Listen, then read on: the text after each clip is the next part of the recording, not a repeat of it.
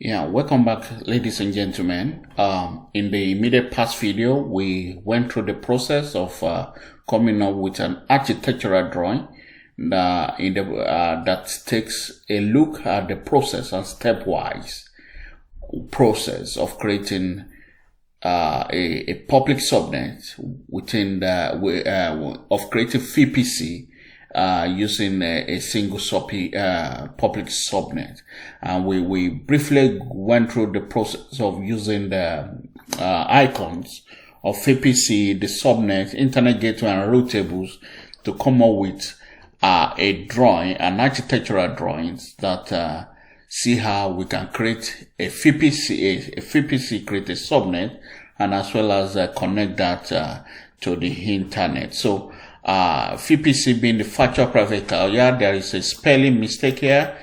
This will be corrected in the subsequent drawing. This should be private. It's not the correct spelling. My apology, I'm about there. And but again, we are just trying to look at the concept of how this infrastructure works together within the AWS, and how we can launch an EC2 from the architectural standpoint. But very, very quickly, I think there are two key concepts I just want to emphasize here. That in the case of VPC and using the VPC IP, there's something called classless inter-domain routing. So like in a typical traditional network system, IP networking, and it's also applicable to all other public cloud infrastructures. VPC normally consists of at least one range of contiguous IP addresses, and the address range is what is now represented by what we call CIDR. And I mentioned that the CIDR block is what is called classless interdomain routing earlier. So it is the CIDR block that determines which IP address may be assigned to an instance and other resources within the VPC. So therefore, it is very essential for us to know that when creating a VPC, we must assign a primary CIDR block. And we'll be seeing that as we launch into the AWS Management Console for the purpose of this lab. Another very important information has to do with Internet Gateway. In the case of Internet Gateway, this is what we need. This is what helps us to connect our instances, our VPC instances, to the internet. And this must be created separately from VPC. And we'll also be seeing that in this video that, or any of the subsequent video that will follow this. We must also know that it is only one VPC that can be attached to an internet gateway, and vice versa. It means one VPC to an internet gateway, one internet gateway to a VPC. So, in addition to that, we must also know that IGW, which is the internet gateway, on their own does not allow internet access. So what must be done in therefore, if it's this small hole, it is the need for us to create a route table as well as modify and edit the route table for this to allow internet. So having said this and clarify most of this concept, now let's quickly go into our AWS Management Console. Let's bring this lab drawing to Fusion and see how this can work. So in a moment, I'm going to AWS Management Console. Let me try to bring this together.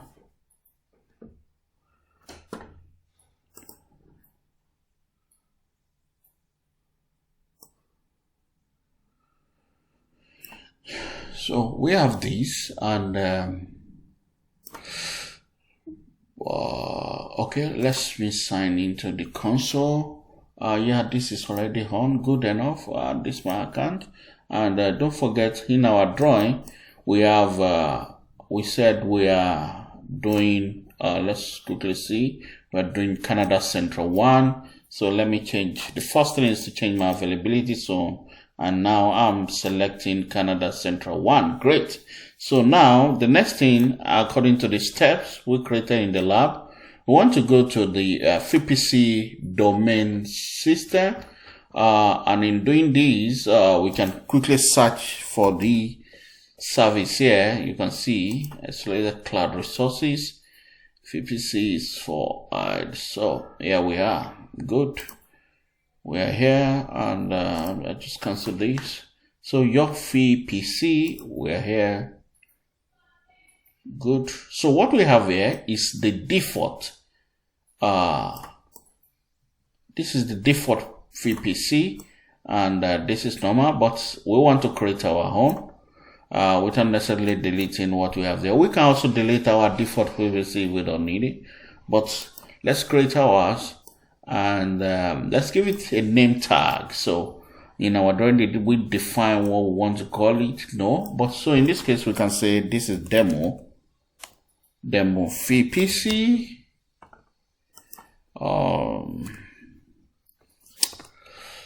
Demo VPC for, demo VPC. So now that we have demo VPC, so let's do our, let's go with a IP4 CIDR block. So we're going with, we're creating using 10.0.0.024, no, sorry, 16. So select this, and we'll leave this as default. So now that this is done, then prompt we create. So our VPC is created, simple and straightforward, and this is the VPC ID.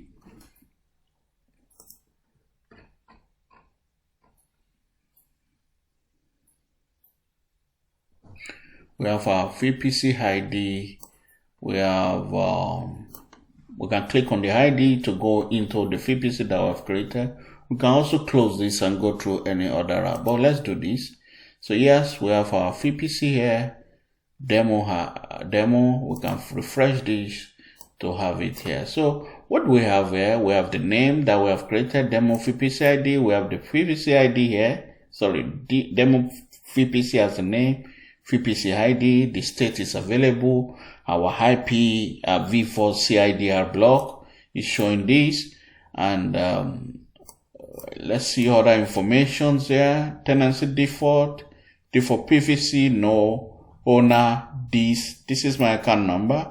If you look at this, it's showing so it shows this belongs to my account, and it's created in my account. So good.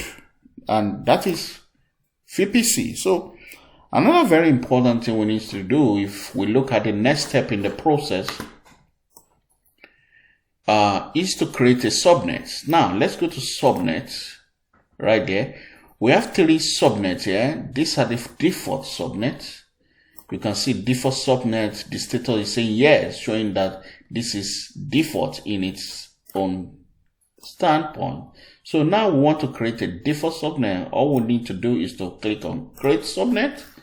Let's give this a name tag. We can call this.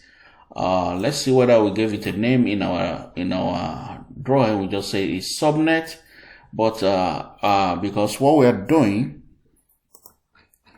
is this is a public subnet. We can see it. We can say the demo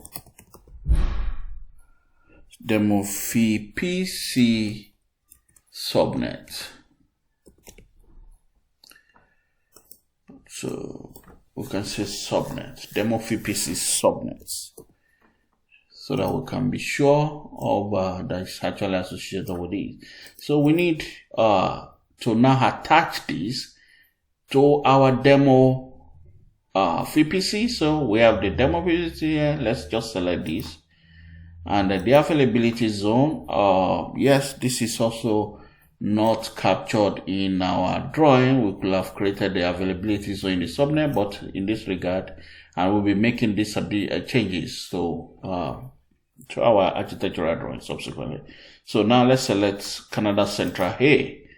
And Canada Central here is done, and it's showing us the associated IP address 10.0.0.0/16 associated. So we now need to create our VPC block. So let's do this. We are doing 10.0.1.0/24.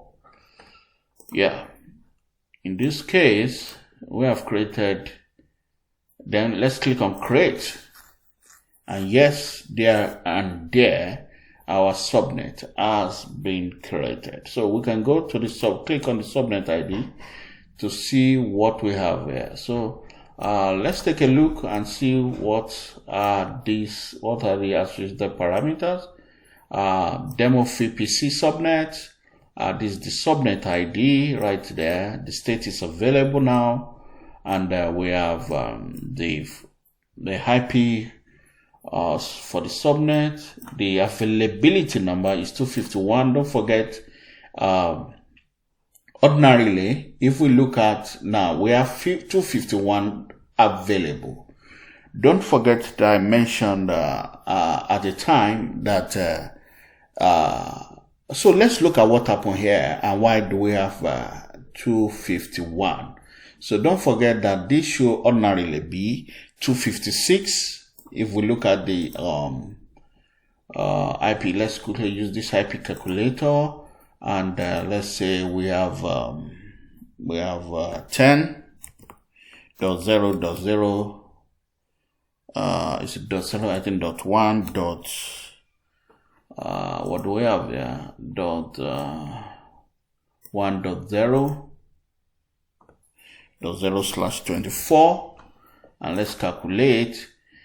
Ordinarily, we have a total host of 256 IP address, starting from the first IP of these and end with this. So, but why do we now have 251? This is because AWS reserve 5 IPs address. So, and this 5 IP address mean that they reserve the first 4 as well as the last IP address in each subnet. And these IP are not available for us to use and cannot be assigned to an instance. So that is why what we have available for us to use is 251 IP addresses that can be assigned to each of the instance created. So again, we have the availability zone, Canada Central, availability zone IDs here, routable, and so on and so forth. So that is our subnet. So the next thing we also need to do is to create the internet gateway, and in so doing, we will see how we can take this further, and as well as ensuring that we are able to attach these to internet. I will see you in the next video as we continue in this series. Thank you.